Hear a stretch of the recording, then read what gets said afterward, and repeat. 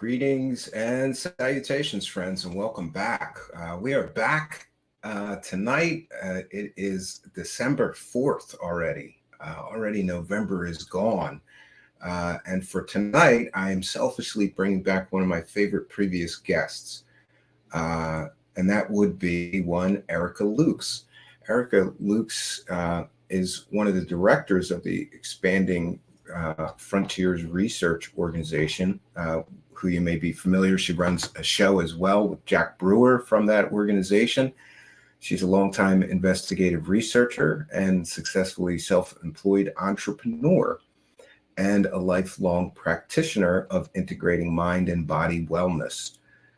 She has been providing related services at a Pilates business that she runs since 1999. And that venue evolved to additionally serve as a community hub for an ever-growing diverse range of purposes and activities, including housing special collection archives, hosting art events, and providing a variety of wellness and research resources. And much like we talked about with Michael Schratt, she's very big on preserving the history of this other researchers and people who have collections of research material or investigative work that they have done. So we're not going to waste any time tonight. We're going to bring her right in here. We've got her sobering up in the back, right? Let's bring her in here. Welcome, Erica Lukes. Hello. How are you? Good to see you. Good to see you. Thanks for inviting me. Yeah, so I haven't really been keeping up because I've been incredibly busy. So I wanted to start with what has been the focus of what you and Jack have been doing lately, and yeah, that's a great question. I'd be more than happy to tell you. And I see Jack in chat, and I just want to say hello. Oh yeah, Jack, welcome Jack Brewer to our chat. I know. I'm very happy. Always nice to see him. Jack approached me over a year ago to start a nonprofit, Expanding Frontiers Research. And in that time, we have done extensive FOIA requests. We've done investigative work on specific stories like Skinwalker Ranch, like the misappropriation of taxpayer funding, of and different things. It's been a good time, honestly. And, I think both Jack and I have a background in the wacky world of UFOs. And if one thing, yeah, that's a world I'm very familiar with. Yes. Let me tell you, it's very interesting. But we've seen the grifters. We've seen all of the nonsense that has gone on and plagued the field, honestly. And I think it's really sad. That's probably why most people are here and listening to your show.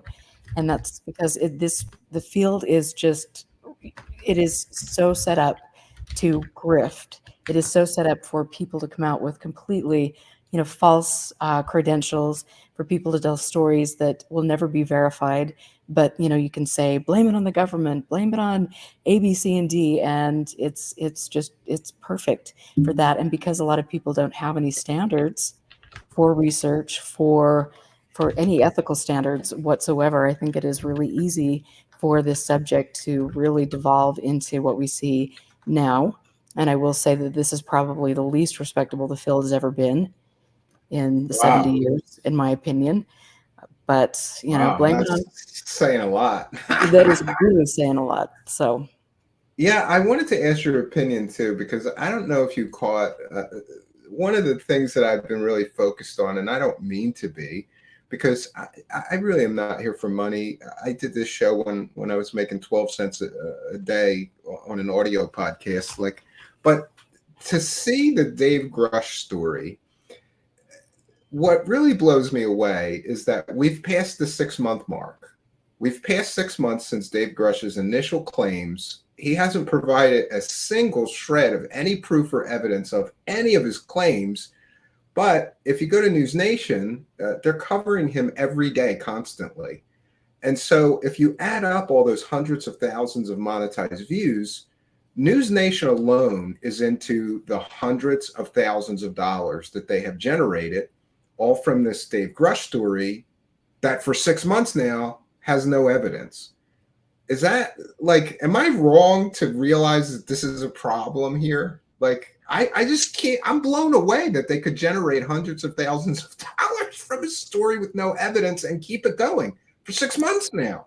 Pretty much. And the sad thing is you see other news networks that are following along. I mean, the New York Times, I mean, let's get real about what happened in 2017. I think that was pretty, I mean, promoting the story of Leslie Keane and the other people that are promoting false tales with no proof. I think that that's a prime example. You've got, CNN, Fox News, I mean, left, right, it doesn't even matter, center. You've got people that are covering the story because they think it's going to get them clicks or views, the clickbait thing. But you've got reporters that aren't really into doing the work about the subject. And I mean, it's not that hard if you knew the right places to go, not Jeremy Corbell and not George Knapp.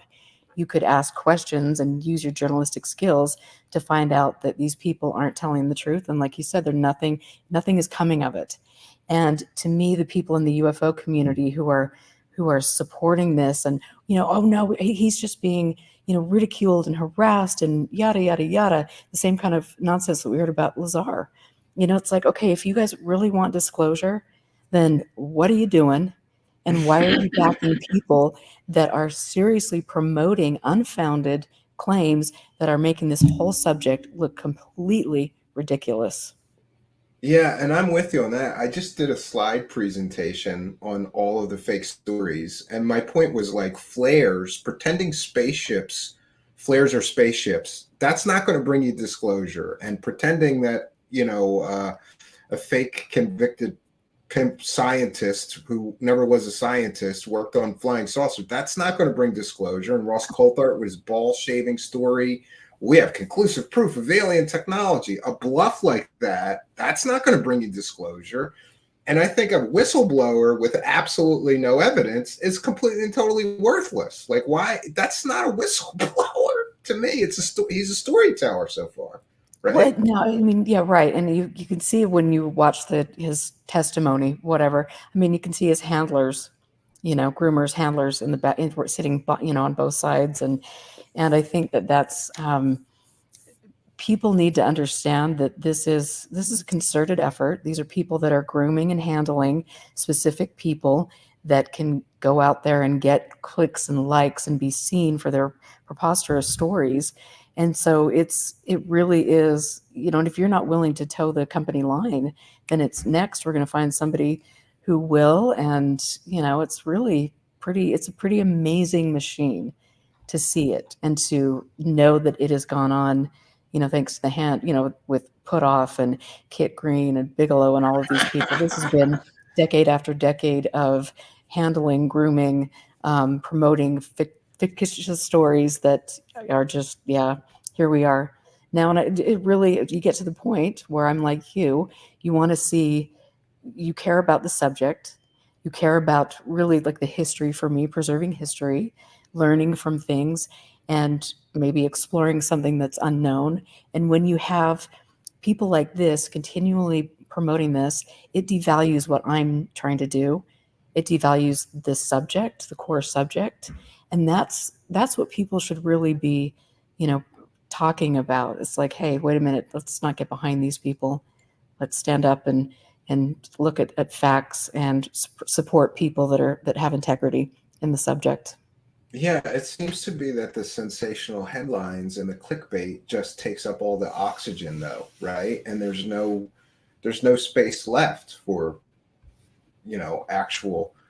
I don't know, me. I think it's great mystery, and I love great mysteries. Love to get to the bottom of the great mystery, but with all the noise, it seems like there's just all noise. It's all nonsense and noise, and you can't get through it all. And this promotion of these false heroes, I don't understand that. Like, how are you a hero of disclosure if you keep getting caught selling completely fake stories? Like, I don't understand this. I don't understand some of these people. It's interesting. I had Jeremy Vaney on my show last Friday night, and he was, just saying that at some point in time, people that are falling for this stuff have a personal responsibility. And, I've always, I feel like people don't understand the depths of which the depravity goes in this subject. And so since I've learned my lessons the hard way, I've been trying to promote good things, ethical things with people. And I do feel that people are conned, and they need to have the tools to understand what's going on here. But there does come a point when you see this person over here who's been archiving or who's been studying and an executive director of MUFON for 50 years who's promoting the same garbage. There comes a point in time where you say, okay, did we miss? I mean, what IQ, how are we functioning here? Do we have the brain the size of a pea pod? Are we actually capable of reasoning and logical, deducing facts, putting facts together? It cracks me up, and it makes me angry, and it makes me sad. Like it evokes every emotion in me because I'm passionate about this subject, and I'm passionate about people and making sure that people aren't taken advantage of. And that's, as you know, it's right there. Yeah, and I wanted to ask you because there really was a time where I naively thought, well, here's what we'll do. We'll expose all these grifters and then we'll get rid of them. And then everything will improve. But the longer I'm here, the more that I think it's not going to change. None of this is going to change. I mean, I will say there seems to be more critical, skeptical voices lately, and I do think that a good percentage of people interested in this topic are getting sick of the grift. Do you think that it's just beyond hope at this point, or do you think that it could still be cleaned up and maybe legitimized a little more? You know what? I have been known to pull some Don Quixotes in my time. So I definitely, feel that I always think that there's hope.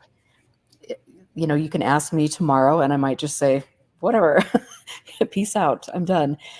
But at the end of the day, I do come back and I am fascinated and intrigued. And I know that like people like yourself and the people that I'm seeing in chat that support my show, Steve and all of you, that, you guys are understanding that there's a problem and we're coming together despite all of the challenges and the abuse that we're taking from UFO Twitter and other places.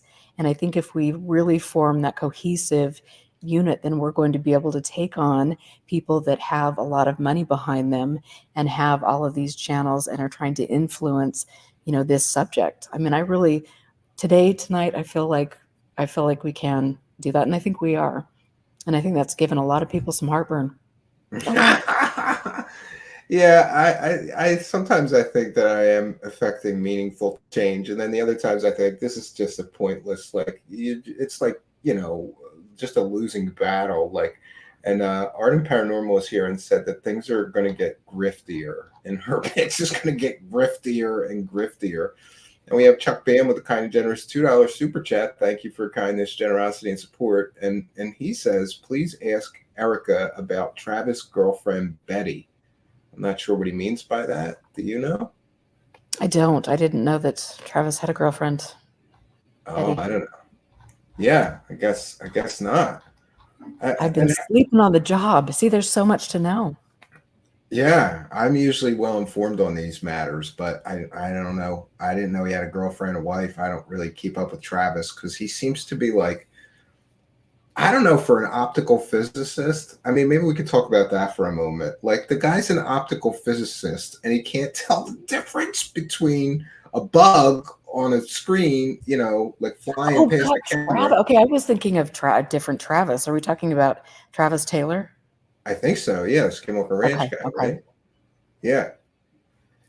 So if he's I think Travis Taylor's married though, but I don't know.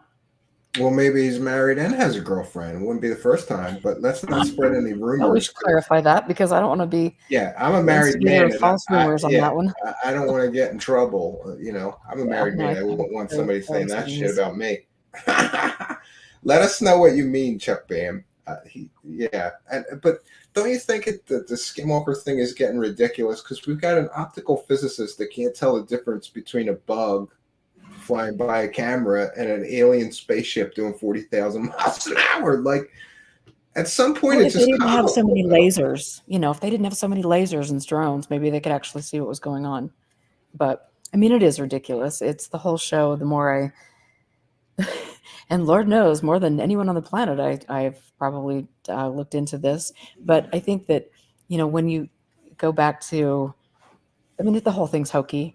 And I have to say, with some of the news that's coming out about Utah and some of the major grifts that have gone on lately, it is just no surprise that Utah is home to Skinwalker Ranch, because that is just another absolute grift, as it has been from the beginning. You Yeah, go back. maybe you can give my audience an update. What's exactly going on there? Like, they're misappropriating funds intended for other things, and they got this development deal that they're giving to the Skinwalker Ranch people for nothing. Like, what are they doing for that money? Nobody knows. Even the You know what? city officials can't tell you, right? I don't know about the development deal. I do know that, with the conference we've done, Jack and I have done a lot of work. Jack really has gone all out on this, but we've done uh, grammar requests for information about Phenomicon, which is a conference put on by the crew of Skinwalker Ranch, and some of these people are brought in and paid $5,000 plus a $2,000 fee to speak at a 1 hour lunch engagement. I mean, just ridiculous fees, plus all of their hotels and everything It's a paid good for. gig And if you can get it. Sign us up, yes, Erica. and I that will is book you all both be thanks speakers to next year. my taxpayer dollar. And it's the conference isn't even breaking even. And so it's really a disservice, I believe, to the people in that area who work very hard and who are now experiencing, they're going to be graced with a 6% increase on taxes. And I really don't feel that they understand or even know about the grifting that is going on right in their communities. And that's sad. Um, and people deserve to have information about that. So you can go to expandingfrontiersresearch.org to look at the things that we've done, which have been pretty impressive so far. And we continue to dig into that and other areas where people are being, the wool is being pulled over people's eyes. Well, just so I'm clear, so they're raising taxes by 6%, and meanwhile they're wasting money paying spooky ghost hunters to hold conferences. Yep. You gotta love it. It's so ridiculous, It's right? Utah. Apparently nobody's, if some guy that is, his dad's a senator, and you've got all these connections, and you can get breaks on the movie industry and breaks for filming and all of these things. And, you can accomplish a lot when people aren't paying attention. So, and it's, again, it demeans the subject. It's not giving back to a community that deserves to have, resources for the homeless population, resources for domestic violence, resources for people that are dealing with illness as a result of what's going on with the gas and oil industry in the area. I think that there's so much that could be done to support the community, and that's not it. And you've got the owner, the alleged owner, which I, have big questions if he actually is the owner, to be honest. But you've got, questions that, he's going out on the stage with our now disgraced Attorney General of Utah, and they're talking about how he has donated all of anything that he's made on the History Channel to charity. And you just think, really? Okay, let's see it. If that's what you're saying and that's what you're Yeah, claiming, we should be able to then find show that us on the the proof of that. should be able Because to find otherwise, that on the 990 forms of whatever charity he's donating to. And that's got to be a lot of money if he's saying every dime that he made. right? I mean, he's the That's not executive every dime producer, paid out though. He's the executive producer and one of the stars, so he's getting a bigger check than like some of the other people, I plus, and suppose. then if he owns the ranch, then you've got the usage of the ranch, which is a big chunk of money as well to rent a property for production. Are you familiar with this person? Zizix, thank you. Zizix asks, ask her about YouTube. Dennis Lee Free Energy. Are you familiar with that person? No, I'm not. You guys are striking out here today I with the know you questions. guys. I'm sorry. I need to spend more time on YouTube. Yeah, Dang how it. do you not know about Travis's girlfriend? This is not I good. don't know. I guess it's just that it's just never been of interest to me for some reason. And just to be clear to my audience members who may not be aware, but like you have a very big connection to Skinwalker Ranch and got to see the inside baseball, right? Yep. Sure And did. did you walk away from that intimate knowledge of the players and everything with a certain attitude towards the claims that they're making? Or do you know what I mean? Like, was it your boyfriend or are you married to the guy? He was a I security. was married. Yes, he was a former Erica security guard for Bigelow. was a Bigelow security guard while Bigelow owned the ranch. And that's a whole nightmare story in and of itself. I'm aware. I'm sorry for the troubles that you're having with that. But Thank you. you know, if you've got a husband that was a security guard during the Bigelow era, was there real or verifiable paranormal activity at all during the Bigelow era? Or is it really like Stephen Greenstreet had reported and people were just trying to keep their paycheck telling Bob Bigelow werewolf stories? It was people making up stories to either Wow. make Bigelow happy, I don't know, or to promote his narrative. I mean, if you've got allegedly, the world's most studied paranormal hotspot on the planet, and all you've got are some wolf prints, in the dirt, and stories of smoking dogs in trench coats, you know, and That's one of my and favorite clips. I have a clip of George Knapp telling that story, and Greenstreet put a smoking dog. Like, oh, it's so it's ridiculous. It is yeah, it is. absolutely so ridiculous. But the sad thing is it's people just continue to buy it, even though they're making such idiotic, preposterous claims. And when I had my experiences, I mean, this is it was a very interesting experience that someday maybe I'll go into it in greater depth. But it was me being exposed to things and then understanding that, wait a minute, this isn't adding up. Okay, wait a minute, this group of people are telling me things, but yet this guy's story changes year after year. And instead of having three people that are looking at this gigantic orb opening up with their night vision goggles, mind you, looking at a bright light, because that's exactly what everybody does. But so you're looking, but now it's three people, now it's five people. And so that their stories are changing. And maybe that's because they're getting older and they can't remember anymore. They don't care.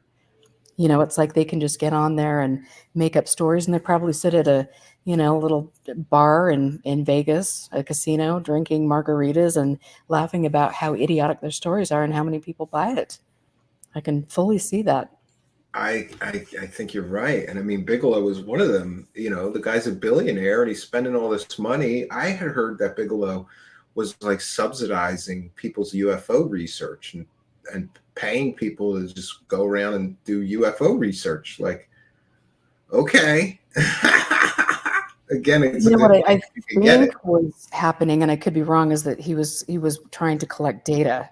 He was trying to do what he does, which is get data and put it into the magical data bin and do whatever he does with it. That's and I mean, it's a great way to throw money away. You can write off, right? Yeah. And I also wanted to ask you, what do you think of this situation? Like, Stephen Greenstreet pointed this out, and it never occurred to me before I heard him talk about this. But like, according to the Skinwalker Ranch people, there's some kind of I don't know what you would call it, a paranormal pathogen, right? That can follow you home and hurt you. And they make you sign this NDA and this release that, like, before you step on the ranch. And by the way, I verified with one visitor that he had to sign that. So it's true. They make you sign a release. Like, if you suffer any ill effects from the paranormal contagion here, like, you can't hold us liable for it. I don't know if that's just part of the hype of the place. Yeah, talk about priming somebody. Give me a break. Yeah. But meanwhile, they think there's some kind of contagion. The stars of the show are spending time there, and then they're sitting in a crowd full of 1,000 people telling ghost stories. Aren't they infecting all those people with these hitchhikers or whatever term they want to use, this paranormal infection that you might suffer, and wolfmen might follow you home and hurt your family, and like, does that make any sense? Like, why would you do that? Does. I think why would you expose all these people to this skinwalker pathogen? Well, that's those are questions that normal people would ask. That normal people should ask, and they do. But I think, well, I know that there's a really interesting panel discussion of the cast of Skinwalker Ranch and the Utah Attorney General, Sean Reyes, who's in now quite a bit of hot water legally. And yeah, I heard about that. They're talking about the fact, well, we did, because somebody in the audience asked about taking soil samples, and they said that they had taken samples and they had all sorts of people in there, and the property got a clean bill of health. So there was nothing that was causing any illness, but it was just a transient thing, and so it's like, so there they are saying, yep, there's really nothing here. That's interesting that they kind of had to respond to that concern, like, I think because we've raised it enough. I know Jack and I have raised that over and over again, excuse me. And you got a little bit of a plot hole here that you guys need to patch up, because this doesn't make sense. If there's some kind of paranormal pathogen there that you are actively like exposing all of these members of the public, like Travis Taylor sitting having lunch with people who paid extra. We covered that because that was a whole laugh riot of bullshittery. Like, and I don't think he knew that he was being recorded telling these people these stories. He's just there for his extra check. And for those unaware, when you go to one of these events, there's add-ons like, well, you can have lunch with one of the stars for an extra $300 or whatever it costs. And Travis Taylor told the most nonsensical, stupid, fake bullshit stories for the $300. And like, to me, that's a form of consumer fraud. If you can demonstrate that he's telling completely fake stories and he's taking all these people's couple $100, that's a problem, or it should be. But we've got local authorities that are heavily invested here and even giving these people money, so they're not going to do anything to protect consumers from this. Well, of course not. I mean, that's the Attorney General's job of Utah. Well, he's buddy with the owner of the Skinwalker Ranch now, so they're not going to do anything. And UFO John Doe, thank you, longtime show supporter. I'm wearing the right shirt today, Erica. We're praising the cash. I need to I'll send you one. Yeah, great show. Great to see Erica and Jack in the chat room. Great on Erica for exposing what's going on in our wacky state. Oh, he must be from your state and out there in Balfour, Fort Dutchins area. Well, thank you, UFO John Doe. Oh, this is great. Nivik Spickelman, I don't know, says, ask Erica if she can pronounce my name better than you do. That's terrible. Nivok? Nivok. Maybe it's Nivok. And by the way, in my defense, if somebody will tell me, like, send me a voice clip of you saying your name, I'll say it the right way going forward. But thanks for your kindness, generosity, and support. And I wanted to ask you, like, so your partnership with Jack, like, how does that work? Like, do you guys just work independently and then you get together to write the stories or come up with the content that you're going to produce, or the blog posts, or? We work independently, but we're always in communication. I mean, I think it would be a really a rare day if we didn't have some sort of, okay, this is what we're doing today. This is where I'm going to go with the research. And Jack is, here's what I've done with the FOIA requests. And then I'm looking at a certain angle of things, and then get with him, and then he'll do another aspect of research. And so that's, we're both very, hands-on when it comes to the research that we're doing together. And that's why it's been, like, to me, it's been the best thing that I've done in my time in this subject, because it's been really productive. We're making people uncomfortable. We're asking important questions, and we're finding actual proof of, things that are taking place that aren't in the best interest for the public. And they're also very interesting stories. I love what Jack has done with NICAP. And again, I just have to say, go to expandingfrontiersresearch.org to check out the wonderful blogs that we've done. But it's a really fun process. He has skills in areas that I don't, and there are ways that we kind of, we build each other up and we play off each other very well. And so I think that's why we're very effective at what we're doing. And in our first year, we've accomplished much more than other nonprofits that have been established in this arena, or many others. And you're not grifty, so that's a good thing. Like, I have a problem with I don't know about all of them, but most of these organizations. And by the way, there's a bunch more popping up now that are nonprofits centered around UFOs, but it seems like it's not really a nonprofit. It's disguised as a nonprofit, and then they're making all this money. And what I don't understand, like MUFON and all these other people, and like people are getting paid hundreds or thousands of dollars or more, and like, yeah, I don't get it. But you guys seem to be like doing it the straight way, so I appreciate that. But so many of these other organizations don't seem to be worth contributing to. And by the way, do you guys have a registered nonprofit? Mm-hmm. Great. So I'm going to talk to you off air about a donation that I want to give you and Jack. And Thank you. This relates to I don't know if you were aware of this, but somebody caused a big stink over my coverage of Corey Goode, claiming that I was making all of this money covering Corey Goode. And I don't like attack vectors. So I said, okay, I'm not going to make any money covering Corey Goode, and I'll give all the money from every video to a charity. And I haven't picked that charity. I would prefer to send it to somebody like you, but it's got to be a registered nonprofit so that I can make good on my promise to give that money to a registered charity. Yes, thank you. That would be very kind. I know we'd be very happy with that. That's a pretty good chunk of money. Well, that would be wonderful. I was so adamant that I was not going to let this person continue to disparage me and attack me that I said, now what you got? I'll give it all back. Right. Yeah, no, that's very kind of you. And it is, I will say that Jack and I, for the past, year, we've received some donations, which we're immensely grateful for. And we're still operating, in the red.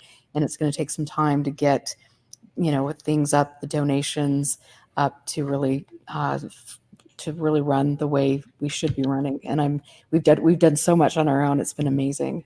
But yeah, and I'm going to go over to the live chat because you'll have to pardon me that I'm a terrible show host, but I'm going to put the link to your website in the live chat, and I'll also put it in the description of the video so that everybody can check you guys out and make sure that they send some support.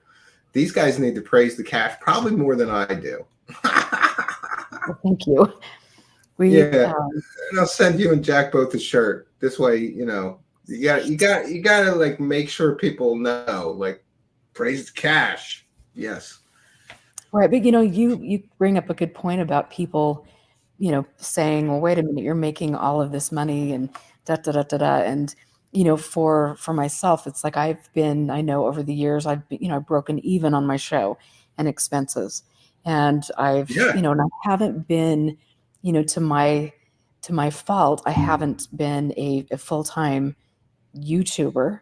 And and I have a job, I have other things going on, and then my research in the archive and things, and so that has been something that I would love, to get the show numbers up. But to me, it's like if I reach 10 people that have the same mindset that I do, that's really wonderful for the show.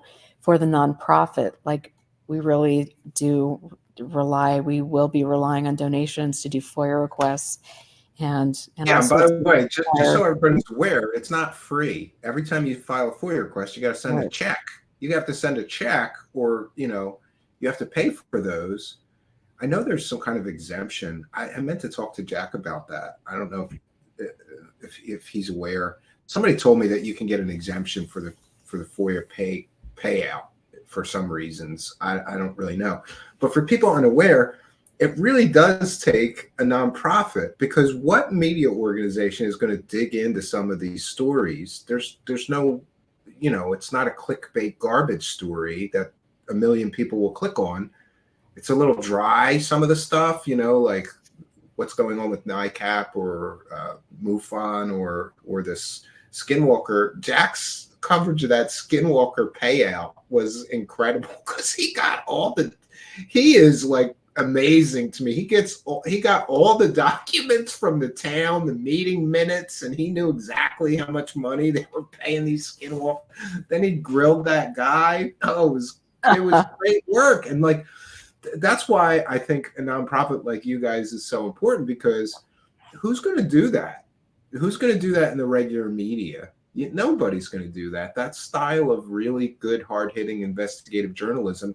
And by the way, it's things that need to be reported on, need to be exposed. That's kind of gone in today's time. We want to thank Steve Long, who says, as Steven says, it's a big club and I ain't in it. But Erica was and said, no way. Kudos to Erica for putting transparency, accountability, and verifiable evidence over access, sensationalism, and belief. Thanks, Steve. Yeah, and thanks for the support, Steve. Longtime show supporter.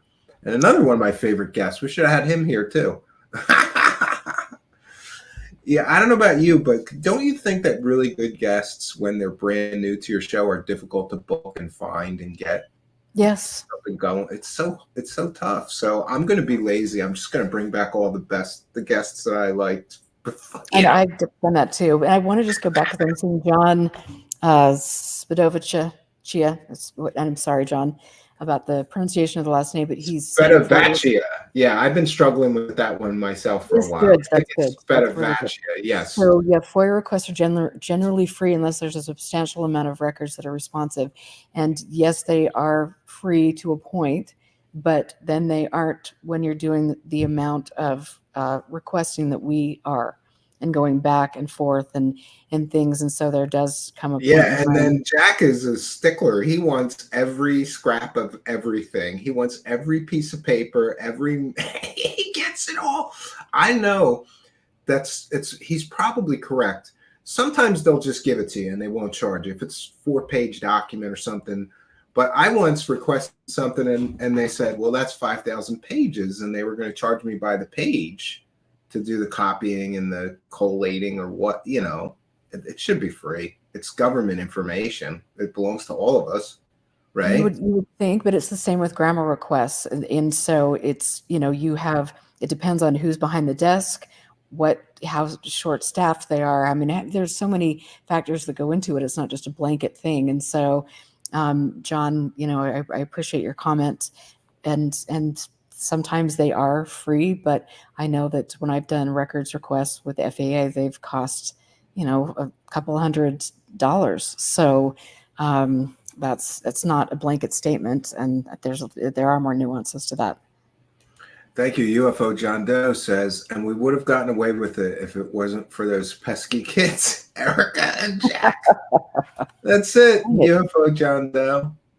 Yeah, actually, it's so weird. That's a weird synchronicity, because the year's going to end, and I went, I got to do this, or figuring out this donation before the end of the year, but I may cut it up because it was more than I thought when I added it all up. I was surprised. But, 3 years of like a couple of shows a month on one topic, you're going to generate a little bit of revenue, I guess, for that. And I erred on the side of being very generous. So I don't want anybody to be able to say that I shorted it or I didn't pay enough, or, I don't like attack vectors, and I'm big on removing them.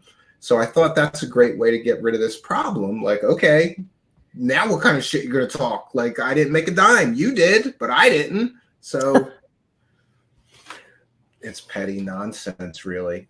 So with the FOIA requests, like, and by the way, I want to thank Jack Brewer, because he once helped me with the situation that I was dealing with a local municipality. And that situation is still stonewalled. They won't give me anything. It's an old murder investigation. And, but Jack's advice did give me enough that I pressured the local municipality so much that the local district attorney called me and he begged me to stop it. He's like, They're never going to give you anything. They'll go to court. Like, you're just, I don't have the staff for this. He like begged me to stop filing the request because it's called right to know when it's a local municipality. So I just kept firing them off. I would word them different, same request, different wording. Respond to this one then. Respond to this one then, just because they kind of pissed me off because they wouldn't give me anything, nothing. They're just open murder investigation. It's a 30-year-old murder investigation. Like, you're not solving it. If you're going to solve it, you would have solved it already, But he gave me some good advice, and one of them being always file the appeal, even if you don't think you're going to win, just to aggravate them, I guess. I don't know. And then they know when they see a request from you that you're serious. You're not playing. You're going to keep going. My only last step left is to go to court, and I'm considering doing that because I want the judge to explain to me why they don't have to give me anything. And also it's accountability. Like, the local officials should answer some questions and they won't. And that's not right. It isn't. And I know from I've done, many grammar requests here locally over the years. And it is very interesting to see the games that are played, unfortunately, especially when there are issues that need to be hidden from the public.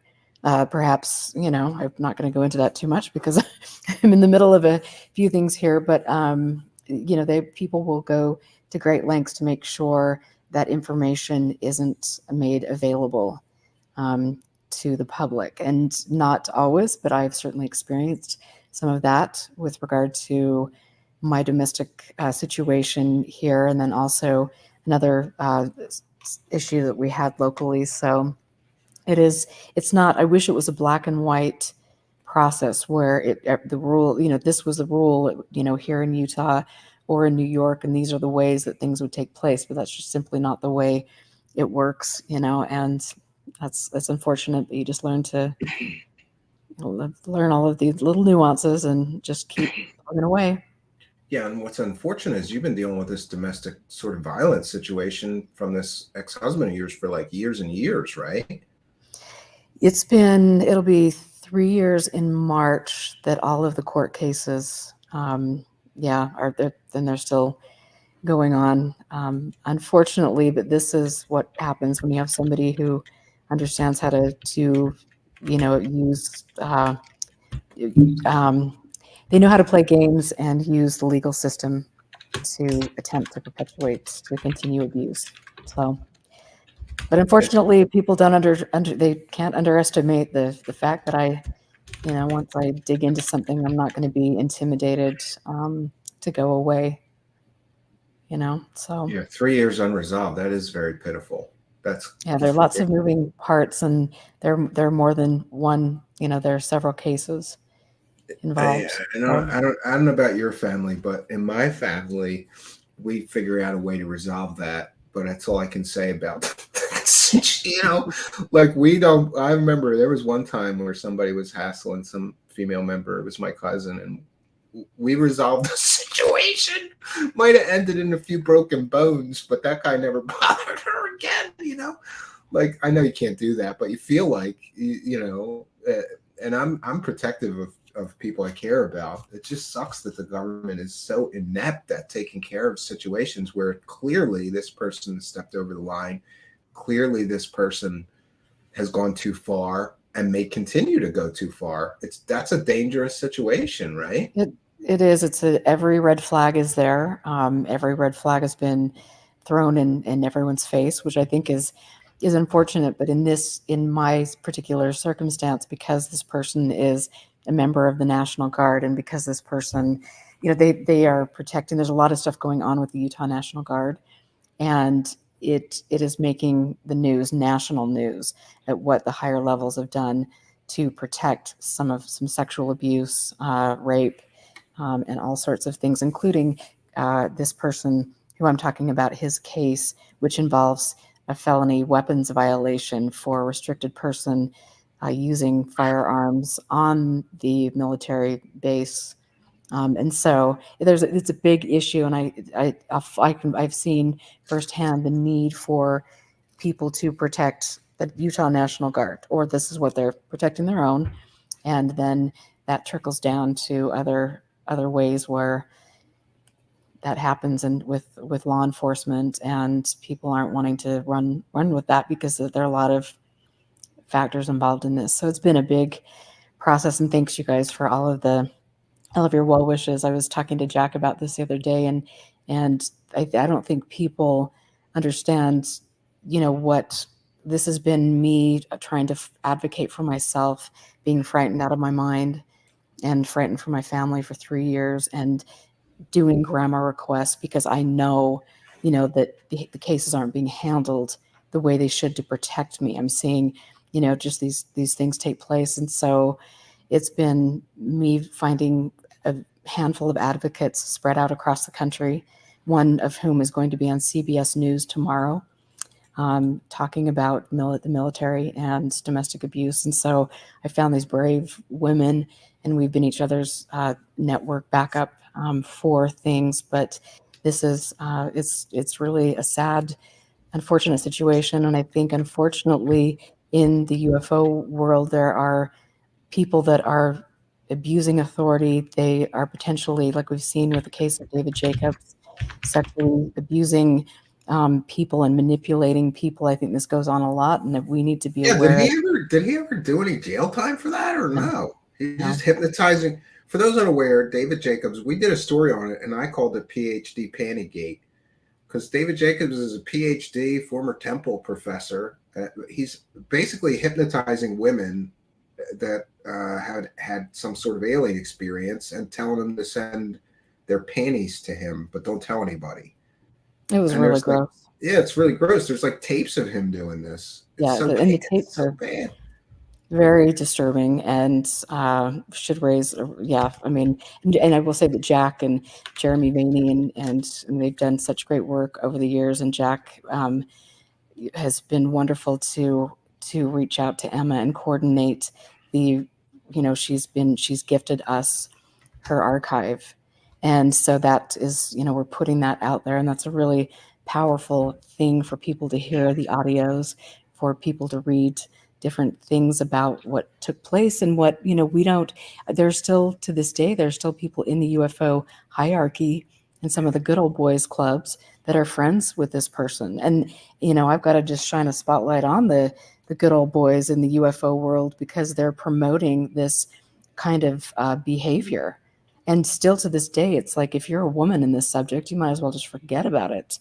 It's just really, it's interesting.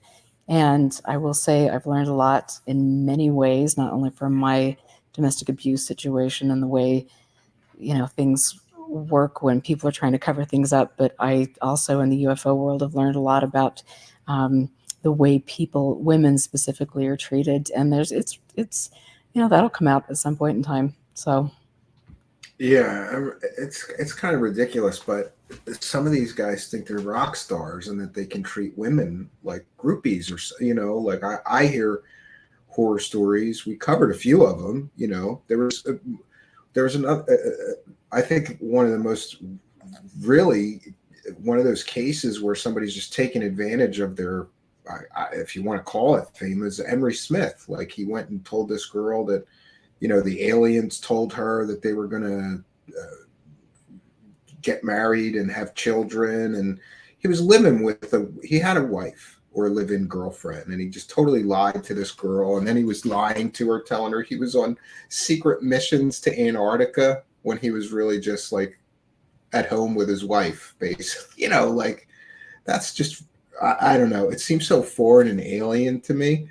I mean, don't get me wrong. I was in a rock band in my 20s, and I probably partied too much, but I didn't have any attachments, and I try to be honest with everybody and not take advantage. These guys think they're rock stars. Like, it's so ridiculous. You're like a UFO guy, This is so stupid. Like, well, have you ever been to a conference?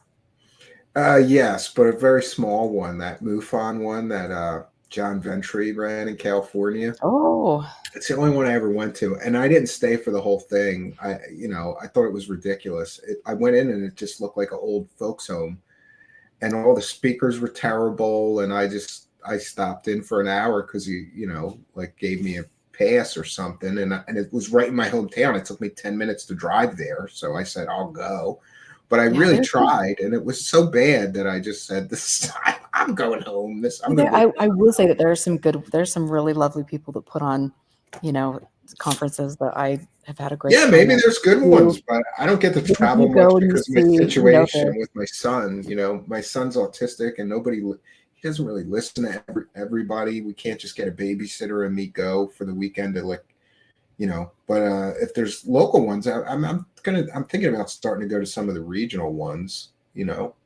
So you go to them, isn't it like a? I haven't been for a while, except for the last time I was up in in Vernal for the one of the Skinwalker conferences up there. So yeah, I don't know. I just think like somebody sent me like the Contact in the Desert too. Now I'm sure there's some cheap ones that are like local, small ones, but this one is like $1,000 or something. This Contact in the Desert. I'm like, really? To listen to Linda Moulton Howe stories? Really? Like those are the speakers, Linda Moulton Howe, and I don't understand. Like, I think though that I have seen some that I was interested in, like a local one that's like people you haven't heard of 1,000 times before. So and I will say that I've had some really fun experiences at some of them, and I could go to a MUFON conference, and I'm sure people would have some heartburn if I walked in, but at the end of the day, I'd still see people there that would be happy to see me and things, and I but it is interesting to see the UFO glam club, the UFO playboys, because he would. Oh, that's all I'm going to say. Anyway, yeah. Yeah, and it's so dorky. It's like a Dungeons and Dragons conference or a Star Wars convention or Star Trek convention. It's all dork. So I don't understand everybody thinking that they're entitled to all these women and they can do whatever they want to women. It just doesn't make any sense to me. But okay, yeah. Did you? Are there ones that you would still recommend though? There is, oh my gosh, there's one, and I'm trying to remember. It was back in Michigan, I believe. And Deb and RJ are there, the couple that put it on, and they're just lovely, lovely people. And I went to that a few years ago and spoke, and I really enjoyed that. I think, I still, in fact, I spoke for a MUFON chapter, a year ago and things. And I really like the people involved with that. Do I like the organization? Obviously, I've got some serious problems with all of that. And thanks, John Doe, for with MUFON. And yeah, since we're going to talk smack on them anyway. I wanted to get your opinion on this because I think that MUFON is now completely and totally worthless as an organization, and I'm going to explain why to my audience. For those unaware, I know several people that could care less about MUFON, but they like to use the MUFON database of UFO reports for their own research purposes, which is a very useful tool to have. Hey, this person saw this at this location, at this date, at this time, and here's the report of what they saw or whatever. It was a very useful tool. So I think maybe it was 2 years ago now, MUFON removed that database from their public-facing website and put it behind a paywall. And now, so you'd have to pay to get access to their database of UFO reports, which I don't want to be too critical. Okay, it takes time and resources to generate those reports. They own them. They can do whatever they want. But when you say you're a UFO research organization and then you take all your research and you put it behind a paywall, that's bad, in my opinion. But now it is going a completely and totally step worse because I don't know if you're aware of this. This Mick West, MUFON's database. And by the way, Mick West and several other people I know, when they made that change to make people pay, they just said, okay, I'll pay for it. I use it, whatever, I'll pay for it. But now Mick West and several other people have reported this to me. MUFON's database seems to have removed locations, images, and videos, even to MUFON members. It was a useful resource, but now not really. If you really want your UFO case investigated, post it in public, like on Metabunk. And I wrote, if you ever wondered if MUFON could possibly become any more worthless as an organization, here is your answer.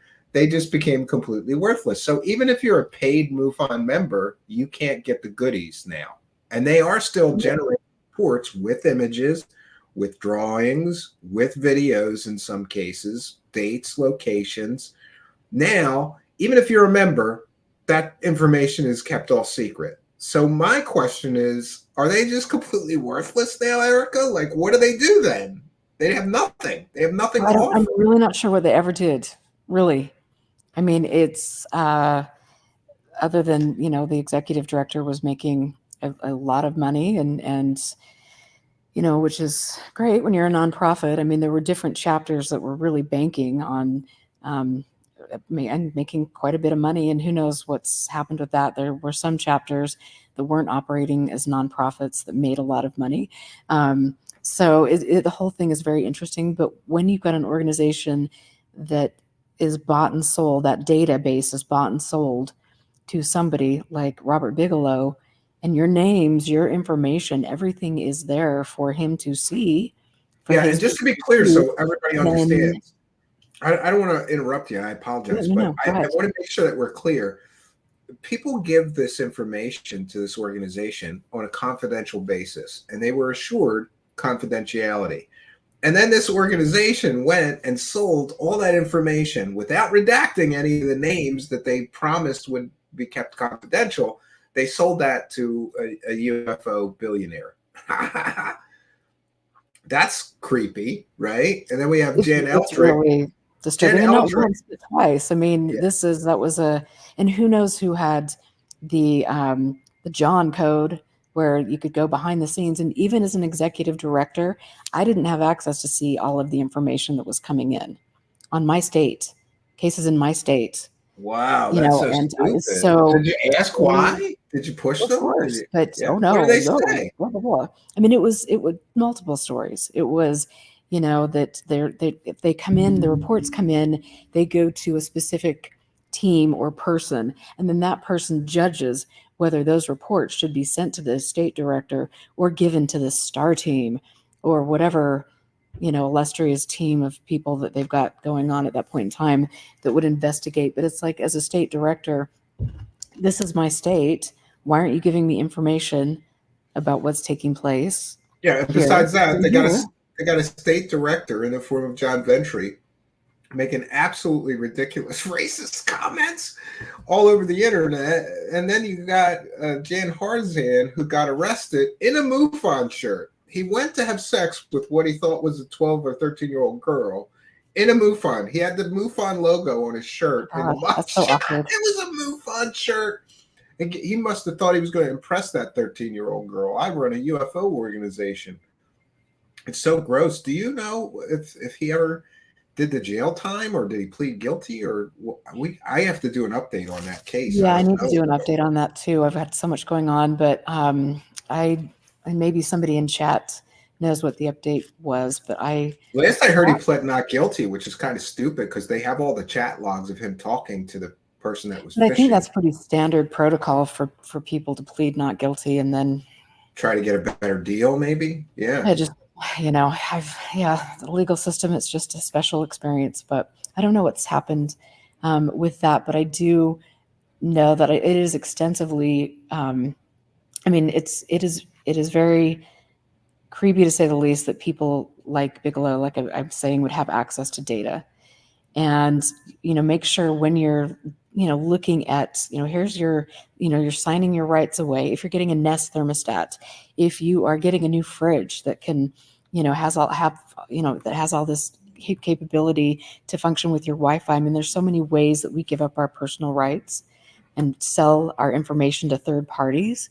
I mean, look at what happens on social media. And so with MUFON, after they got busted, then they put the little disclaimer at the bottom, well, we have the right to do A, B, C, and D, but people still didn't even really understand that's what it was. And they were giving information about like the prescription medications they were taking. I mean, information about their medical That's histories. a I mean, HIPAA things that violation, at yeah, least. absolutely. Yeah, I mean, Absolutely. I But rest worked in assured, Kit Green has that information. I So worked in computers for a long time, and you'd be surprised how many precautions you have to take when any computer has any kind of medical information on it. And meanwhile, this MUFON bunch of clowns are just giving out people's prescription medications that they're on with these reports. It's just ridiculous. And the same question that I asked you earlier, do you think there's any hope for MUFON, or are they just done and somebody's got to start something better? I I can't believe they're still around. I mean, that should have been put out to pasture a long time ago. Yeah, I mean, your international director getting popped for trying to bang little girls, that should have ended the organization. And didn't they replace him with a guy who does? He rents his plane to people who want to bang in it. Like for those unaware, Yeah. the guy they replaced Jan Harzan with does sky tours where you can join the Mile High Club. Like if you want to, Right. want to bang your partner, you give him some money, he flies you up, and you can bang away in his plane. Nothing says credible organization like an international director getting busted for trying to have sex with Right. an underage person, and then you replace him with somebody that runs sex tours with their airplanes, right? Like, Well, and I think, there were some interesting articles as I reported on when all of the things broke with Harzan, that they replaced him, and it was supposed to be temporary, with their former executive director, Dave McDonald, who owns Flamingo Air. If you do any research on Flamingo Air, you can, interestingly enough, find a story that I believe is in Vice magazine where he is quoted as, saying that he takes kids up for their first ride, that as long as you close the screen, you can take up your animals, whatever. It was really, to me, when I read some of those statements, it was absolutely yeah, look at disturbing, this raunchy shocking, tales from the and pilot of a Mile High Club right. plane. That's great. This is a pretty old story. That's pretty great. Yeah, that's gross. So he's saying romantic flight service started as a dare. And I'm not, again, I'm just, Oh, look, they're I'm having telling. gangbangs too because When it's really they're just, and it's like, to me, and I just want to say, this is information that's out there, and I think it's really important for people to ask questions. We spend a lot of time, like with the case here in Utah with Tim Ballard, who was the man who organized and was running Operation Underground Railroad, which was a very prominent anti-sex trafficking organization. They've been accused, specifically Tim Ballard, of some very heinous things, and using sex trafficking as a ruse to get to do some pretty really horrific things. And so it's one of those examples of an organization, a nonprofit that operates under this specific, this is what we're doing. We're here for the betterment of mankind. We're here to stop, a really, child sex trafficking, all these things, but yet they're doing exactly the opposite. And so we really have to, as members of our community, as people that actually care about issues, specific social issues, we have to make sure that we're understanding and doing research on the organizations that are presenting themselves as saviors, and people that are offering information. There are a lot of nonprofits, not a lot, but there are a few, I should say, that are operating under some questionable circumstances, and we need to be aware of that. All nonprofits should disclose financials and specific information with transparency to the public. And if they don't, then there's an issue. And if you go to their financial documents and look at what has been paid out to specific peoples or specific groups, that can raise other red flags as well. And people definitely should be doing that, in my yeah. opinion. And we recently covered MUFON's 990s. For those unaware, if you run a nonprofit, you have to file by law with the IRS something called a 990 form, and that form just says, this is how much money we took in, and this is what we spent it on. And MUFONs was a joke. They're supposed to be a UFO research organization. They spent something like $7,000, and then they spent hundreds of thousands of dollars on marketing. And they only spent a few $1,000s on research. Like, this doesn't make any sense. And you're right about what you said about some of these people. They aren't who they appear to be. Like Ashton Kutcher had an organization to prevent child trafficking and that kind of stuff. And meanwhile, he's writing letters to a judge defending his rapist friend, his convicted rapist friend, by the way, which is, it's absolutely ridiculous that it wouldn't occur to him, like, maybe I can't write this letter for my friend because he's a convicted rapist and I run an organization to try to stop the exploitation of women, you know? It's really, yeah. People need to be aware of what they're supporting. And I know, like, because somebody is a celebrity or somebody talks a good game, like Tim Ballard, you know, here he's so charismatic and he has the church leaders, you know, a leader from the Mormon LDS church backing him and all of these things. It's very easy to be sucked in, and you think because this authority in the church who's promoting this guy that's on the level, but in all actuality, it's really not. When people like Len Packer and Anna Merlin do digging into this, and Nate Carlisle and some great reporters here in Utah, but it's just another example of how these things can really go the wayside, and these people hopefully will be held accountable. It goes south. Yeah. Yeah. Well, I wanted to ask you as well, you have you been keeping up with this, with the whole Grush circus and the disclosure any day now? We're getting catastrophic disclosure and disclosure this and just, like, I'm not wrong, because you've been at this as long as I have. Like, this is not new, right? To people that are new, they don't understand that, like, this whole, it's just a big rinse and repeat cycle to me. We had 2001, Stephen Greer, disclosure's coming because we're going to do this press conference. Nothing happened. They didn't really have real or verifiable evidence or smoking gun proof of anything. They had a lot of stories. And then again, recently, Stephen Greer he's got whistleblowers. Nobody has any evidence, but they got pretty pictures and stories, you know, drawings.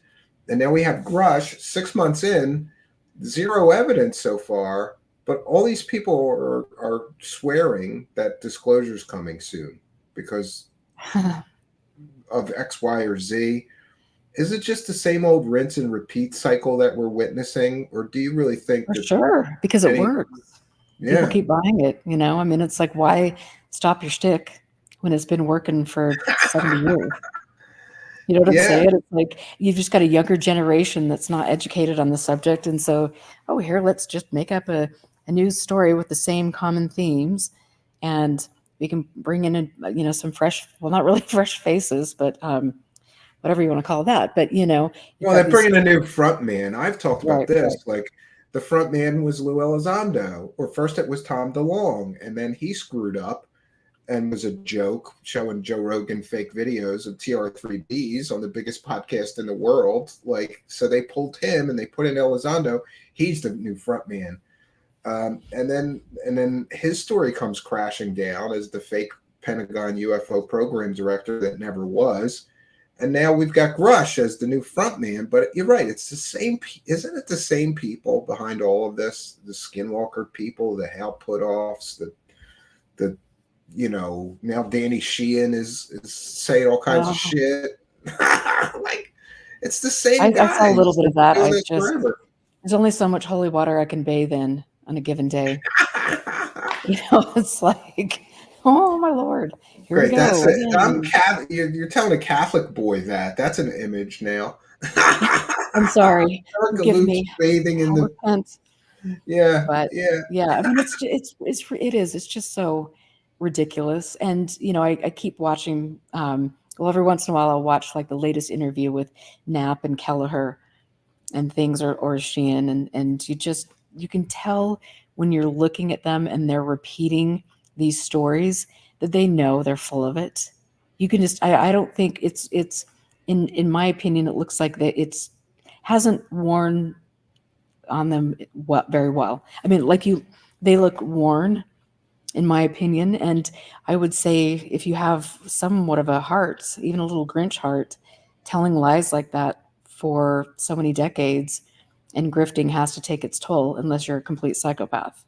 In that case, it's like no big deal. But Yeah, and we've seen some people that definitely have narcissistic personality disorder or psychopathic tendencies for sure. Absolutely. And these cult like bloated senses of self importance, like Greer and Corey Good and David Wilcock. You know, David Wilcock's Earth's Greatest Prophet. Did you know that?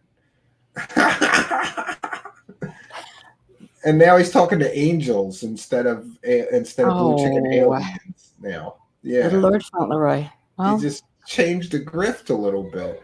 But you're right. Wasn't he talking to squirrels? Wasn't he talking to squirrels for a minute? Oh yeah, we made fun of that. Yeah. I mean, not like, hey, every once in a while you got to talk to a squirrel. I don't know. I talk to the squirrels at my cabin, but usually I'm like, hey, little guys, what's going on? And I throw them some peanuts. I got a big bag of peanuts in the cabin, and I like them around the cabin.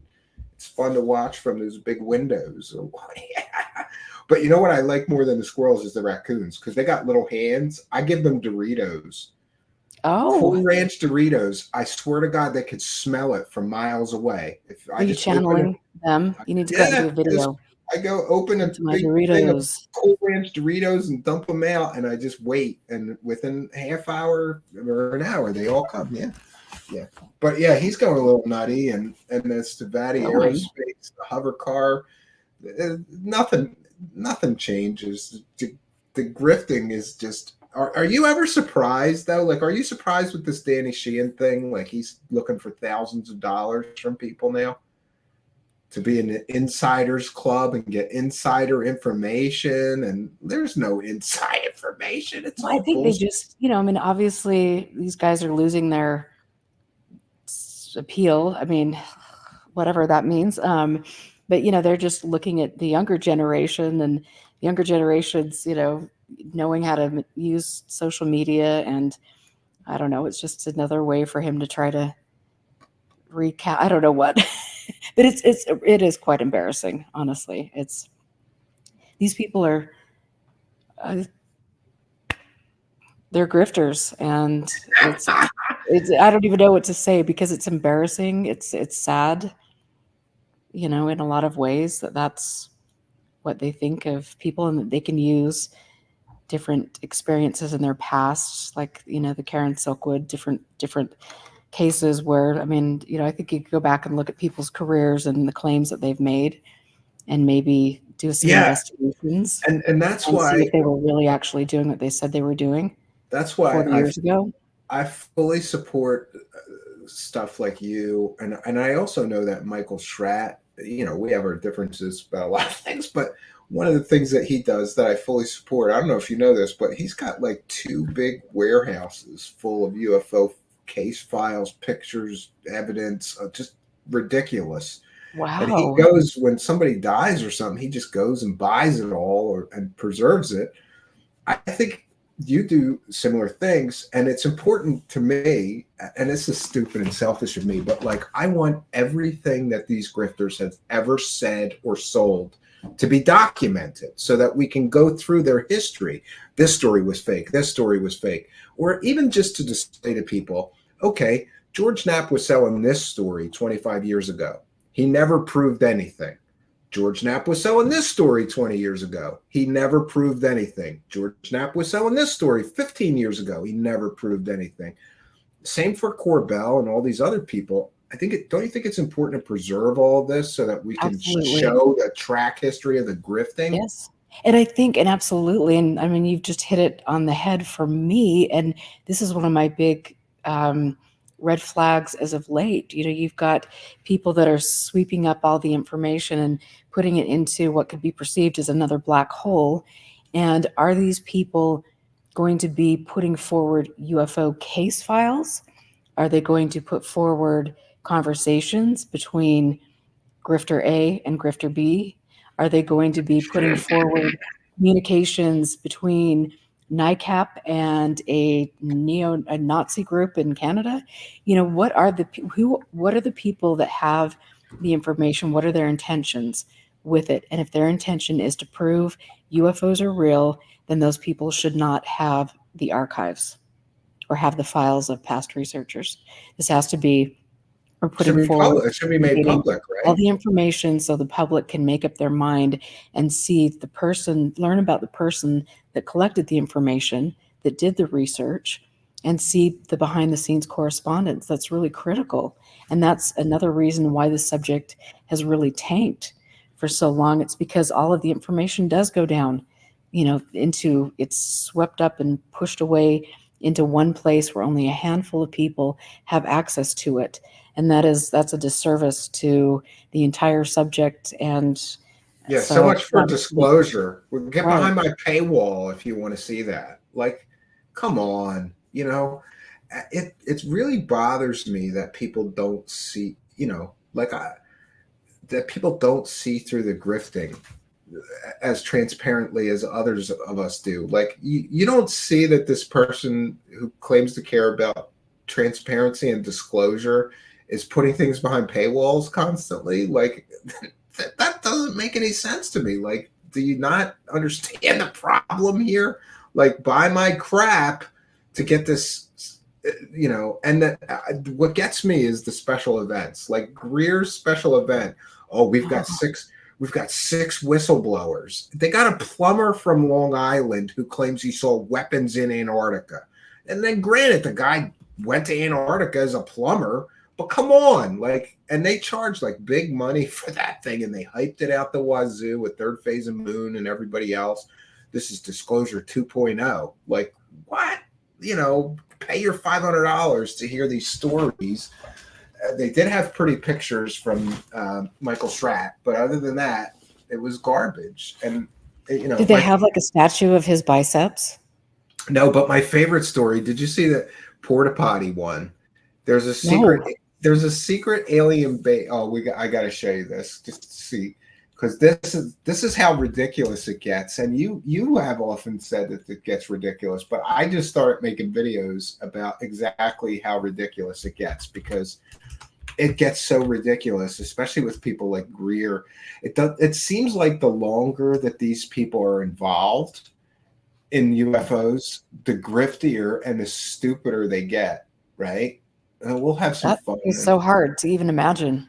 I'll play you this because I want to see, like, am I like being we'll see if you think I'm being unfair to Stephen Greer, but this is from his actual disclosure conference. So let's see this. And this is about the porta potty secret alien bases. He also was read into and had the chief scientist show him the location, which this is another thing. There's these illustrations in this thing, and you see that thing in the background? I think those are porta potties. I'm not sure, but I think they're porta potties. Wait. And according to these illustrations, there's these secret underground bases that are big enough for like hundreds of people to work in. And apparently they're so secret that the government just lets everybody park their car right outside the secret base. And listen, if you got to take a dump, there's porta potties. There's porta potties outside the secret underground bases. So if you got to listen, sometimes maybe you just got to, you driving to work, you got to take a big dump, and maybe they don't have bathrooms. Oh my Lord. In the underground secret alien bases where they're working on the alien spacecraft. They have such technology that they can back engineer alien spacecraft, but they can't figure out how to put a bathroom in that bitch underground. Instead, they got porta potties all along the back row. And this base is ultra top secret. It is housing the most secret things on planet Earth. The greatest secrets of the United States shadow cabal, black budget government, the deep state. It's the most secret base of the deep state. But we're going to put a row of like all these porta potties out there, and we're just going to let everybody park their cars right outside when you go into the secret base. Yeah, because the satellite won't pick that up. They would not do that. There's Russian satellites that would pick this up in a minute. In a minute. There's Chinese satellites that would pick this up in a minute. You don't put an underground base somewhere and then just let hundreds of people come to work and park right outside in a row and then put porta potties in case people have to take a shit. Wow, that's Oh my God, this is so stupid. What am I like, did doing he here? like We now have seriously? No. a military This is base serious that stuff. is in the Dugway sector, so-called Avery sector. I added this, of course. All right, and Lord. that's another thing. He said it's in the Dugway Proving Grounds, so we can look on satellite maps. And as ridiculous as it sounds, I went looking for big rows of cars and porta potties out by the Dugway Proving Grounds, and I couldn't find anything. I couldn't find shit. So is this fake? Well, this is another anonymous source. And if you look at the logic and the ridiculousness of this whole thing, I think you might agree that this is probably a tall tale. And it And by the way, there's more illustrations with the porta potties and the cars, I think. has huge capacity for parking. You go in, and there's a vast underground complex. That location has been People paid hundreds of dollars And to hear here's the this thing, shit. if there's huge capacity for parking, why is everybody parking their car on the surface then? This And then makes no there's sense. a huge This is line a of porta contradiction. potties. Wow. Next. It's so This gives stupid. an illustration of the size of this. You can put All right. One thing I will say is like and that is like just so People paid ridiculous. hundreds of dollars to hear this, to hear these stories. Yeah, And it's so and ridiculous. something I will say though that I think to me is you know, I think at what point in time are these people, I don't know, a risk to our national security? Like and obviously they haven't nabbed him yet, but I mean, you've got people like, you know, and again, I don't know. I mean, I'm just thinking out loud here because the Dugway thing, I mean, that's obviously a very highly sensitive area, which we could, and I'm sure at some point in time, maybe Jack and I will do some work on Dugway, but it's just this constant, you know, Area 51, it's hiding in plain sight at Dugway. It's, I mean, all of these different things. And then you've got Corbell out there with his little, you know, triangle videos and things. Flares. Yeah. Yeah. I mean, it's just Missiles. It's so ridiculous. The last one was an axial drone. The last picture he put out was really ridiculous. It was clearly an axial drone, which is like a helicopter drone. That's what it was. He could say anything he wants. And then, you know, he's putting out stuff where he knows it's not a UFO. He knows it's a flare. He knows it's a drone, but he doesn't care because as long as he puts it out as a UFO, huge views, tons of monetized views, I guess, you know, it's kind of ridiculous, but people, they still have a huge following though, for whatever reason, you know. It makes me wonder about the intelligence level of their followers. Like, I think they're going for the lower IQ people. They have to be, because anybody with a brain would think through this, just like this porta potty thing. Just logically, this makes no sense. This is a secret underground base, and there's a huge row. I think I counted them up. There was 34 of them. You're going to put 34 porta potties in a row outside of a top secret government base? Well, why can't they shit downstairs in the base? Well, I mean, I'm sure that it's maybe they're doing construction at the bay. I mean, it's just ridiculous. You're giving them ideas now. Now they got an out. You gave them an out. Yeah. Yeah. I don't know. The whole thing just makes you wonder, yeah, what people are thinking and why people don't have that level of, you know, the ability to discern fact from fiction. And hopefully there will be a mass awakening of people becoming intelligent. Yeah, great. I think we're going to get disclosure before we get that, catastrophic or not, right? Right. So what are you and Jack working on going forward? What do you got going on? Oh boy, you know, we got some good stuff. We're still working on specific things taking place in Utah, which I have a feeling are going to be even more shocking than the last little bit that we did. I love looking into this. We're still, and Jack just did on November 21st, he did a blog on NICAP. And and Betty Hill, there's a Betty Hill letter that I had in our archives. We did a blog post on. I know I've got things coming up in conjunction with Jack. We're trying to get some grant funding for really exciting things that have very little to do with the UFOs, but more about environment and preserving people's oral histories. And so we're working on good things, and I'm very happy to have him as a partner. Oh yeah, that's interesting. Betty Hill, Betty Hill letter. There you go, Sean Reyes. Gotta love. Everybody should read that. Selective on consumer protection. And this is why we need people like you to preserve some of this stuff, so that that information is not lost to history. I'm talking about the Betty Hill letter, and this one is right. Utah Attorney General Reyes, selective on consumer protection. And that's fun. You know, you can go and click on that little link and see, you know, some of the photos. Oh, that's interesting. There. 75. Then, yeah, this is the thing that I talked about. $75. You go up though a little bit because they're. Oh, go down. Sorry, go down. Go down. Okay. So right there is the little screenshot of. Yeah. The Attorney General at the FanX conference. That's a lot of people to be exposing to a paranormal pathogen, though, I would think, right? Well, they're on it. They don't think that's a problem as long as they get those big fat paychecks, right? Right. So yeah, we've got a ton of stuff that are coming in with regard to FOIA, the FOIA requests, and Ramtha, and different cults in the UFO world. So it'll be a fun year. 2024 is going to be a great. Wow, year. Look at this. 31 felony charges were leveled against the director of Exitus, a Utah nonprofit organization dedicated to the cause of combating human trafficking groups. So they got 31 felony charges against them. Wow. And that's the small story compared to the Ballard story. So this is just another example of a nonprofit using trafficking as a front. Wow, that is very interesting. Yeah, and the blog is a good information source. I haven't caught up in a while. I'm going to do that if we're finished tonight. Sheriff's Office releases records on the Ramtha compound. For those that don't know, Ramtha is that alien channeler.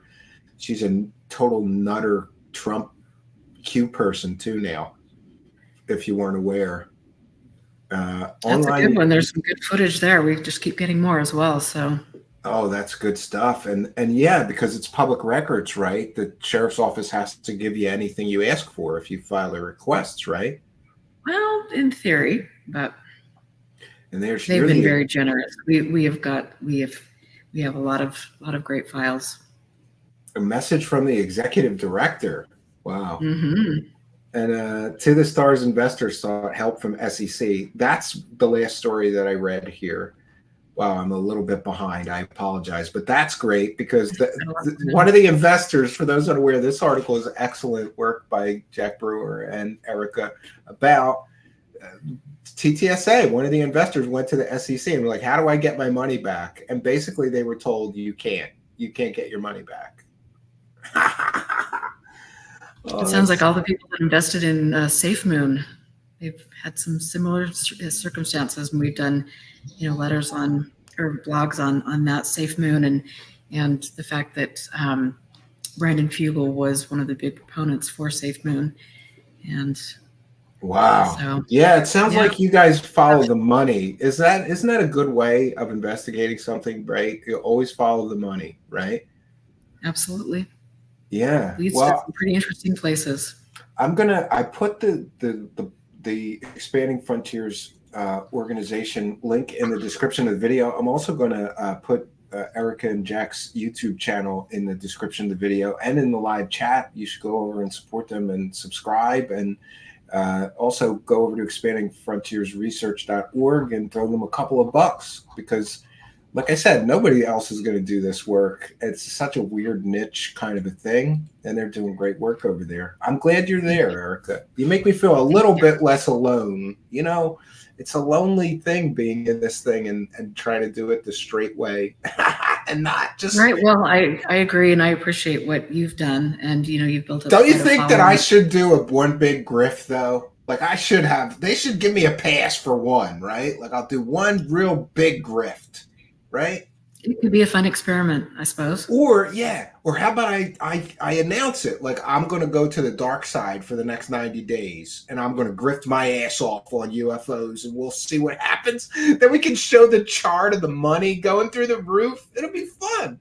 It'll be fun. It would be. And, but people already think you're on the dark side anyway. So I know. Isn't that interesting? They labeled me as somebody in the dark cabal. Same thing with you. Yeah. Yeah. Isn't it? They're like, I call some of these people fact averse. Like if you got facts for them, I love that a lot of times they just attack my appearance or something. And I'm like, really? That's all you got? That means I won. You don't have shit. I won. You don't have anything but appearances. But it is interesting for those unaware. If you speak out about the kind of things that Erica and I have been talking about tonight, you are the devil because you're screwing this grift up. It's an unwritten rule. Everybody keeps their mouth shut about all this stuff. But I, for one, am glad that people like you and me are talking about it. I'm glad that we are.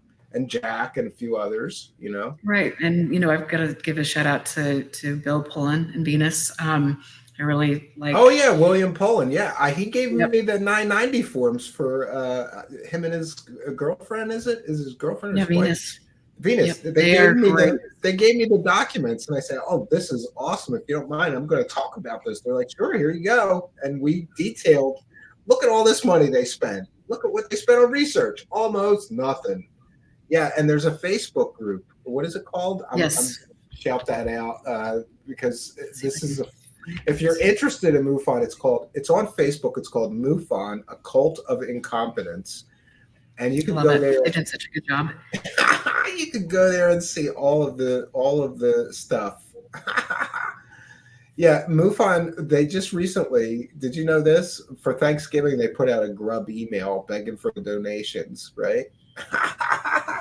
Out of this world holiday savings coming your way.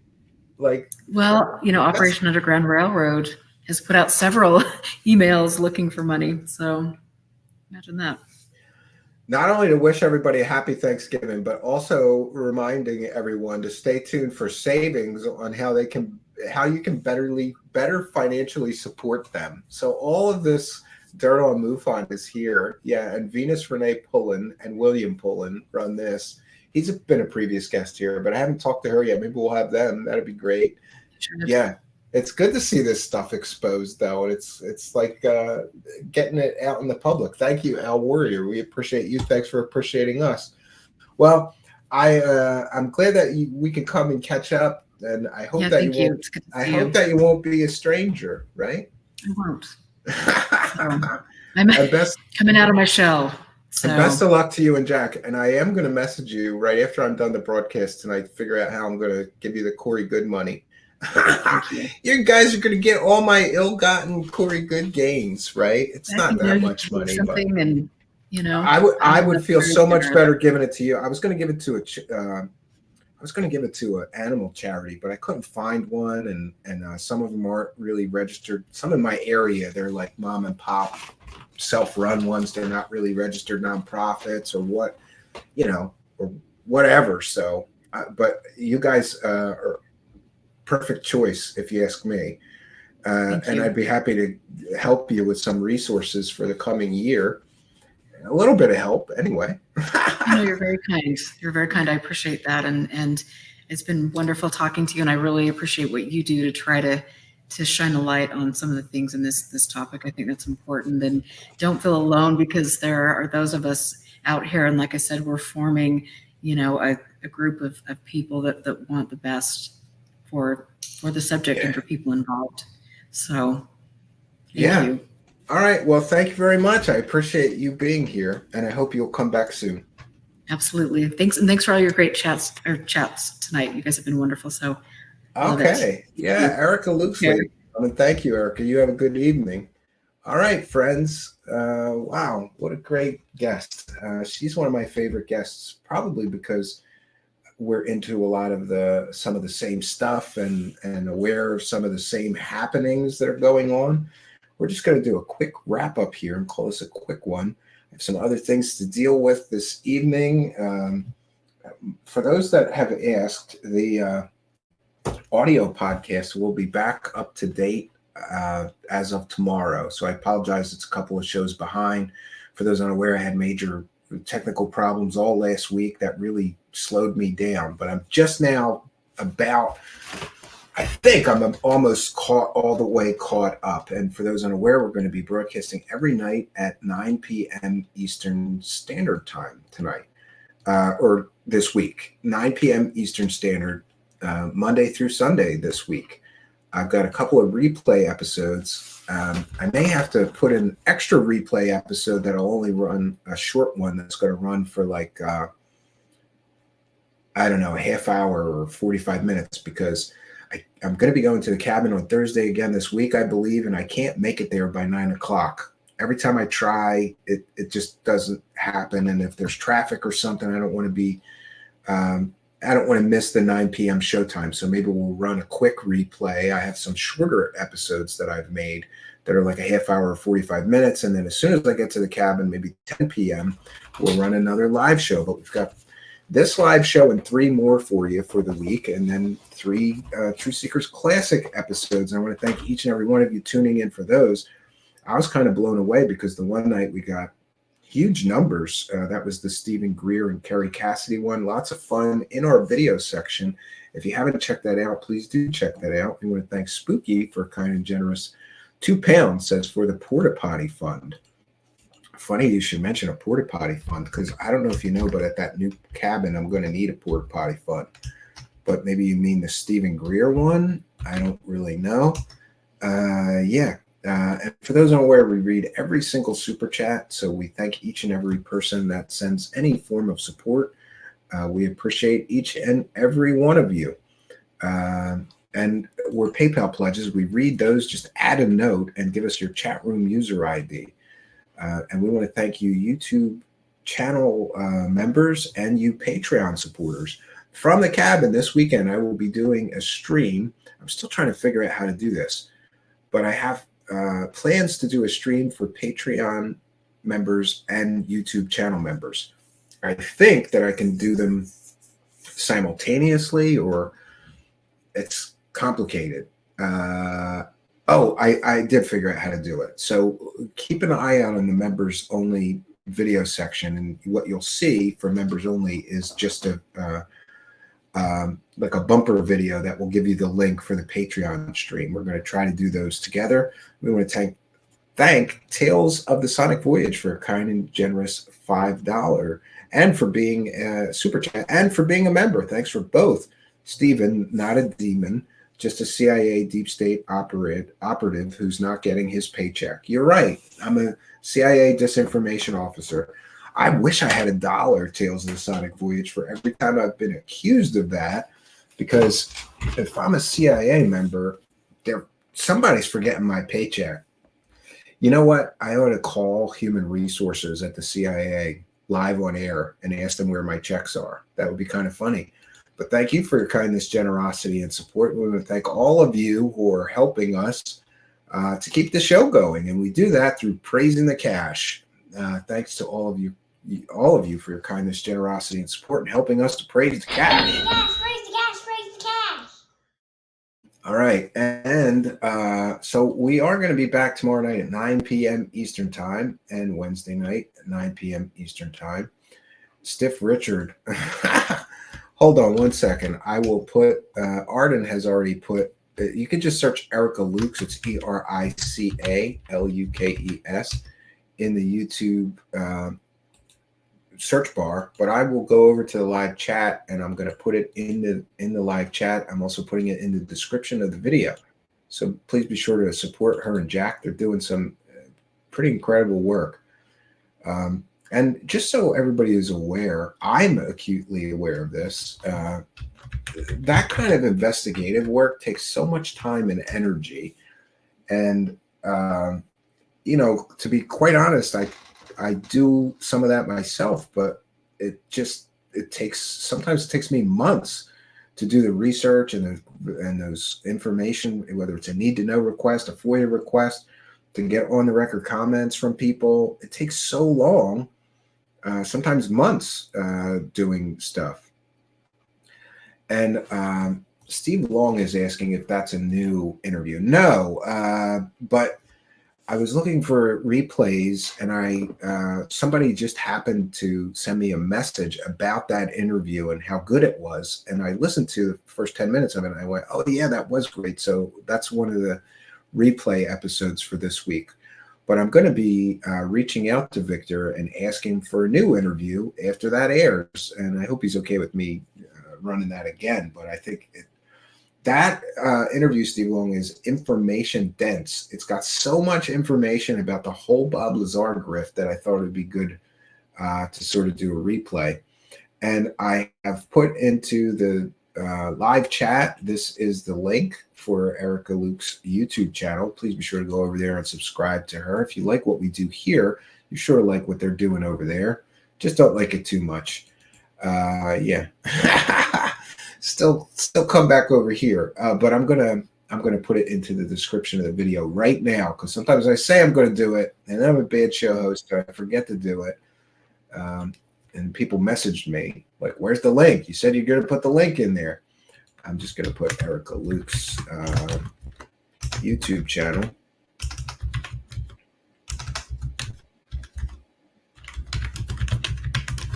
All right, so that is we are good.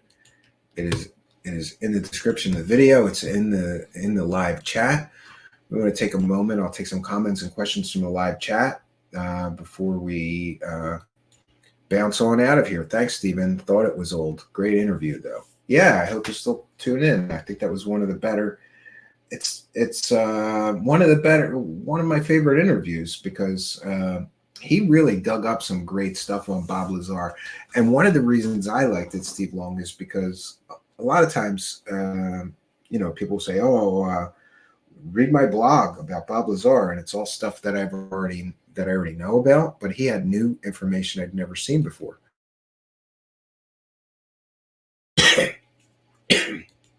Chris Brings a Sword says, in 1977, I saw a UFO that was silent over Garden Grove, California. It was high definition, like a Ferris wheel sideways with spokes, and light up with yellow and green and white.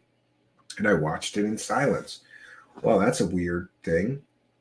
Garden Grove, California, near any military bases? Or yes. Stormcrow says, I'm sure Linda Moulton Howe will lend Steve her shovel. I don't think she'd lend me it. No. Stiff Richard says, dig an about house. You mean an outhouse? I'm going to try to avoid an outhouse at the new cabin. We might have a composting toilet, though. Those are a lot less stinky and gross. Trust me. Steve Long says, yeah, I highly recommend people tune in for Victor's interview, even if they've seen it. Tons of information. Yes, that's one of those very dense information. And is it Stiff Richard, like Richard Doty? I think so. William Runner says, Special Agent Stephen Cambion. Yes, I am. That's right. I'm Special Agent Stephen Cambion, right? Stiff Richard asking for the link. We did pop it in the description of the video. It's in the live chat as well. William Kane says, great show.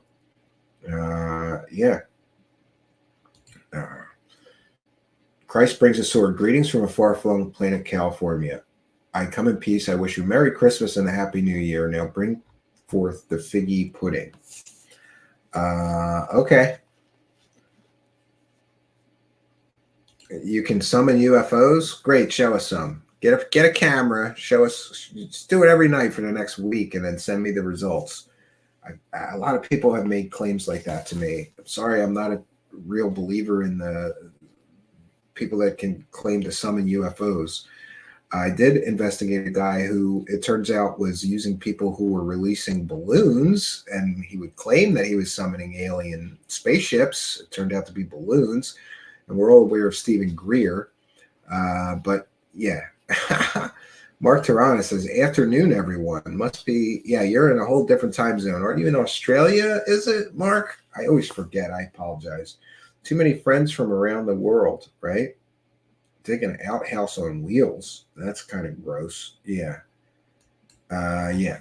So we've done our due diligence for tonight. For those unaware, I will be we'll be doing a little bit more interviews here recently because, to be quite honest with you, I'm getting tired of the grind of doing shows myself. And I always enjoy, especially with great guests like Erica Lukes or Victor Caliero or Steve Long is a good guest. Maybe we'll have him come back. I always enjoy these, it's not really an interview. It's more like just a good conversation, but I get to take all of you guys with me and pick the brains of other people that are similarly afflicted with this UFO and paranormal obsession like me. And I really enjoy some of these conversations. Like I really enjoyed tonight's conversation. And some of those, I know you guys like those shows where I'm just like hammering grifters for 2 hours straight, but those are they get to be taxing after a while. Especially try doing that for 3 or 4 times in 1 week. But don't worry, we'll be hammering some grifters this week because boy, did I uncover some great stuff. For those unaware, we've been covering David Wilcock's hovercar scam. That's right, I'm calling it a scam. And there's some new developments in the whole Stavati drama. And not only that, but kind and generous researcher John Spadavecchia was able to locate just a laugh riot of a video that David Wilcock made when he first started making these hovercar claims. And we're going to play that and do commentary and just laugh at this clown David Wilcock because none of this shit that he claimed in that video ever happened.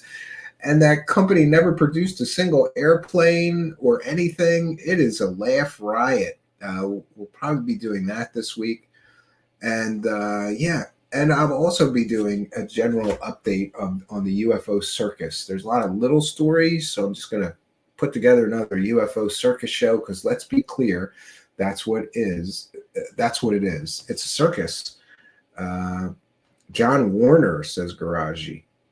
Yeah, he's another guest I'd like to have come back. And John's interesting in that I would have thought, to be honest with you, Garaji, that I would be like, John, come on. You're listening to this? This is nonsense. But I still like and respect John because John will he digests everything, including all the secret space nonsense. And it's kind of good because he digests it all, so I don't have to. He's a wild and crazy billionaire too. So I like there's something, I don't know, there's just, call it guilty pleasure, but if you've ever had any like super wealthy weirdo friends, those are my favorite kind of rich people. The ones that are a little out there, and John's certainly a little out there. I call him the wild man of ufology because he's just wild, man. And then I catch him and he's on like a stream talking about reptilian aliens, and then I catch him and he's on these other streams talking to super soldiers, and he's the wild man of UFOs. What's going on with all these ex-CIA coming out now? Yeah, I mean, the CIA and the three-letter agencies have already been infiltrating the world of UFOs for years now, since at least 2016, and they're right out in the open. They used to manipulate the UFO community from behind the scenes, but I guess they figured out that they could do that more effectively by pushing a few of their own into the spotlight to craft different narratives, push different perspectives or whatever, right? Yeah, Christ Brings a Sword says, George Van Tassel described how an anti-gravity time machine works like a planet with its own power source, spin, magnetic, electric field. Yeah, but George Van Tassel was also a grifter who collected money for decades and never proved anything. He collected money for decades, telling people stories like you are describing, and he never proved anything. Built that Integratron, a nice-looking, cool domed building, but guess what it does? Nothing that he said it would do. He said it would cure cancer, be able to teleport people, time travel people. None of that happened, but he did collect money for decades, so there's that, right?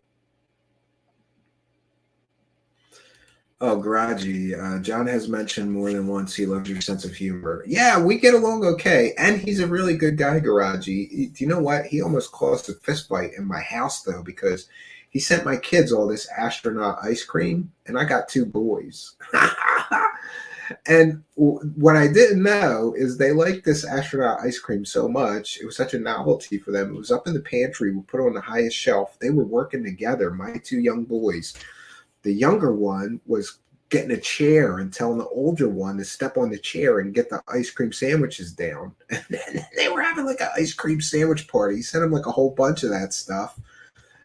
He's a good guy. Yeah, well, I'm going to reach out to him because I asked him a few times, Garaji, but I think, he's a CIA guy or something.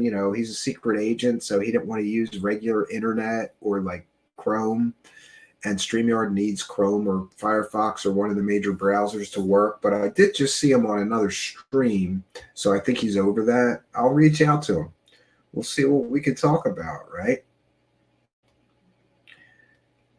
That thing also had a spinning top. Yeah, but it didn't do anything that George Van Tassel described. He said it would be time travel and teleportation and healing. He could heal cancer with it. They didn't do anything. Yes, he did. He owned a giant airstrip out in the desert. Al Warrior's here. Thanks for being a member. Where is the Men in Black when you need them to expose the fakes? Oh, wait. They are part of it. Yeah, could be. All right. Well, we want to take a moment to thank all of you kind and generous benefactors, you Patreon supporters, you Twitch subscribers, you PayPal pledgers, YouTube channel members, super chatters, red pillars on pill.net, Twitch subscribers. We want to thank all of you. And we want to thank our wonderful guest tonight, Erica Lukes. Links in the description. Please be sure to support our guests here. That's the least we could do since they come here and share their knowledge and experience with us, something that I truly enjoy, and I hope you do too. So go on over there and support them. I'll be back tomorrow night, 9 p.m. Eastern Standard Time, and I hope that you will be here with me. So that's all I got for you, friends. Until next time, my name is Stephen Cambia. Good night, and God bless all of you.